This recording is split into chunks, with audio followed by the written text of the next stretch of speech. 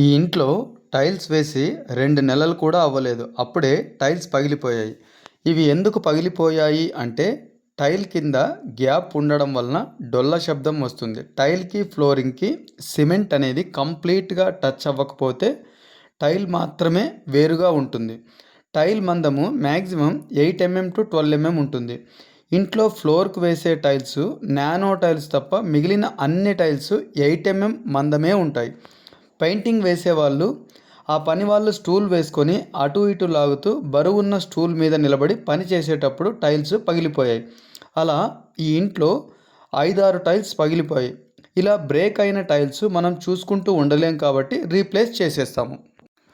అప్పటికప్పుడే సిమెంట్తో ఫ్లోరింగ్ లాగి అదే రోజు సిమెంట్ని పాలవలే మిక్సింగ్ చేసుకొని మాల్ మీద పోసి టైలు సుత్తితో ఫిట్ చేస్తారు.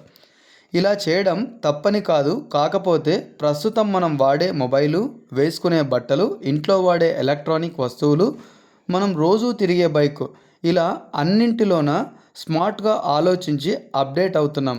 అలాగే పని విషయంలో అప్డేట్ అయితే మనకే మేలు అని నా చిన్న అభిప్రాయం.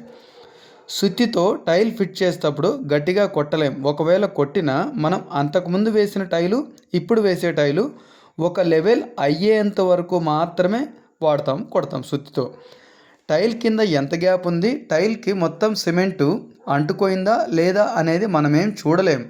అందుకే మేము టైల్ వర్క్ చేసేటప్పుడు ఎక్కడ చేయాలన్నా ఫ్లోరింగ్ అంతా ముందుగా లాగేసి దాన్ని 4-5 డేస్ క్యూరింగ్ చేసిన తర్వాత సిమెంట్ని లిక్విడ్ రూపంలో కాకుండా పాలకోవాలాగా ముద్దలాగా కలుపుకొని వైబ్రేటర్ యూజ్ చేస్తూ టైల్స్ వేస్తున్నాము.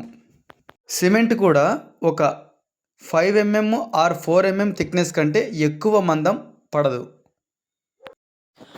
ఇలా చేయడం వలన పని ఎక్కువ, లేబర్ ఎక్కువ అవుతుందా అని ఆలోచిస్తున్నాం. కానీ టైల్ ఫిట్టింగ్ మాత్రం ఎక్కడ డొల్ల శబ్దం రానే రాదు. బ్రేక్ అయ్యే ఛాన్సు ఉండదు. టైల్ ఫిట్టింగ్ ఛార్జెస్ ఎక్కువని ఆలోచించడం కానీ ఇలా పగిలిపోయినప్పుడు వాటిని తీయాలన్నా చాలా జాగ్రత్తగా పక్క టైల్ డిస్టర్బ్ కాకుండా చాలా ఓపికగా సున్నితంగా తీయాలి.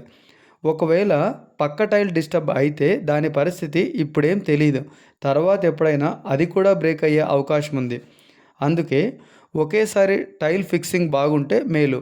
మన శ్రమ, డబ్బు, టైము ఇవన్నీ వృధా కాకుండా టైల్ విషయంలో పనిచేసేవాళ్ళు, ఇతరత్ర పని వాళ్ళు, ఇంటి యజమానులు అందరూ జాగ్రత్త పడాలని విజ్ఞప్తి చేస్తున్నాను సార్.